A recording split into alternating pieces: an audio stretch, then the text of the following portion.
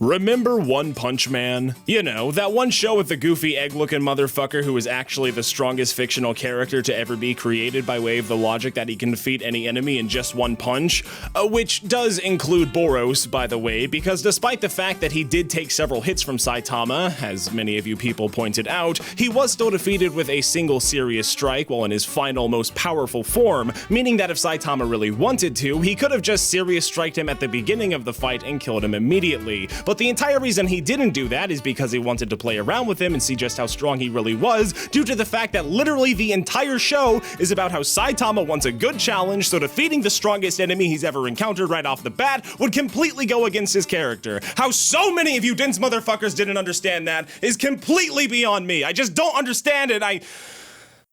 Wait, what was I even talking about again? Oh, right, so, the creator of One Punch Man, also created another series that recently got an anime adaptation, Mob Psycho 100. And unlike my One Punch Man video, I'm not actually going to wait several months after this show is done airing to get around to finally talking about it. Mob Psycho 100 only began airing on July 11th, 2016, or a little over a month ago from the time of me making this video, so there are only 6, or maybe 7, depending on how long this video takes to produce, episodes out right now. And I'm here to tell you with absolute confidence that every single one of those episodes is fucking amazing, easily making this one of my favorite animes from 2016. What makes it so good?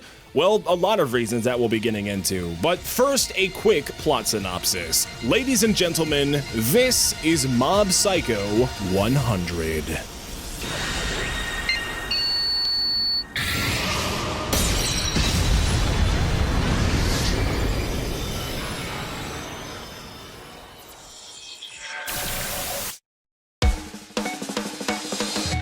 Mob Psycho 100 is the tale of Kageyama Shigeo, a helmet-haired 8th grader who mainly goes by his nickname, Mob. He's just your average middle school student. You know, he tries his best to do well in school, he's got a crush that he's completely head over heels for, and, of course, he's an incredibly powerful esper that has an after-school job of hunting down and exorcising evil spirits that are terrorizing the general public.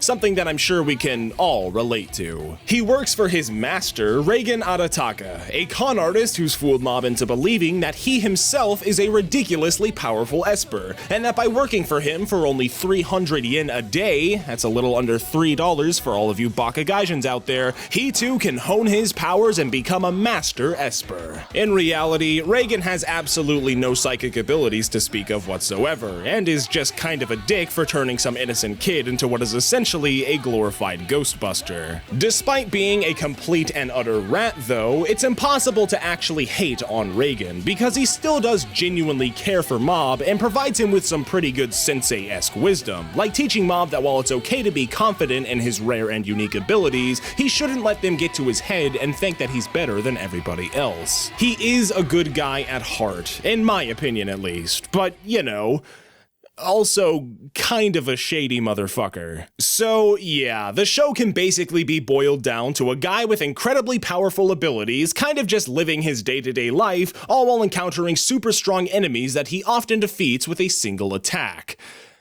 Wait a second. Why does that sound so familiar?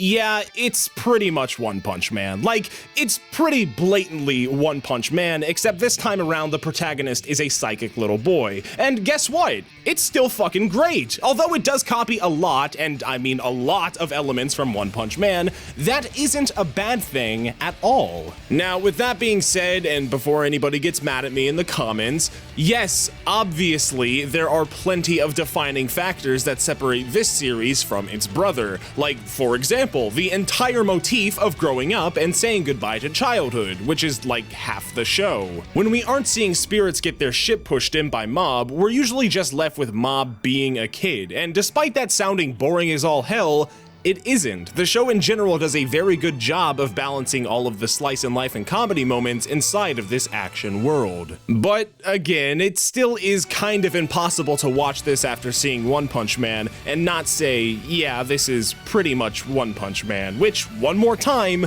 isn't a bad thing. Even the character designs are strikingly similar. I mean, hell, half of the cast has the same aforementioned goofy egg-looking face as Saitama.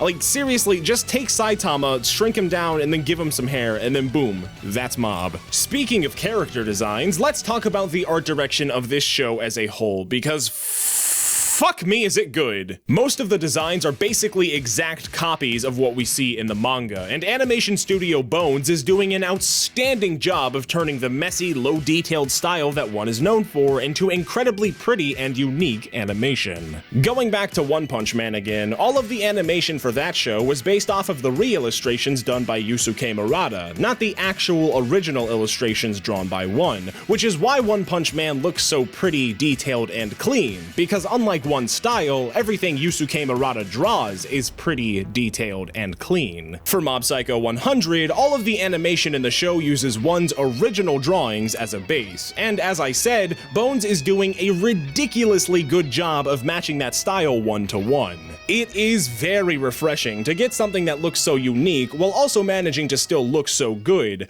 Cough cough, Diamond is unbreakable. Yeah, I'm sorry, this has to be said. Like, I get what you're going for, I can appreciate the artistic direction, but why is everything piss yellow and a horrible shade of green? Like, god damn it, JoJo, you're so good, but just use some normal fucking colors, man, come on. Anyway, that's a video for another time, but overall, I would say that Mob Psycho 100 is actually the best looking anime from 2016 so far. I'm sorry, Konosuba, I still love you, but it just looks so good, and it moves so nicely. You know what else adds a lot to the aesthetic of this show as a whole? The music. Let's talk about that. It's really good.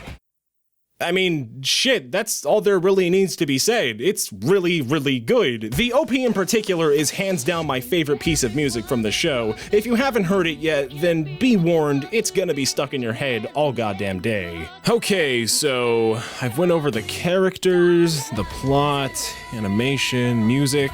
I think I've covered just about everything I can without giving too much away, so let's go ahead and wrap this up, shall we? If you have not seen Mob Psycho 100 yet, start immediately. Again, the show still has a few more episodes to go until we reach the end, so there's no better time to hop in than right now.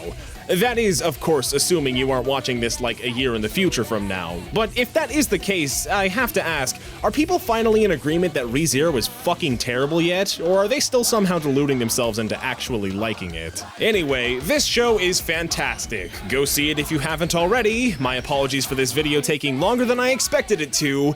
And that's it. See ya. For everyone has lost vision, maybe you can be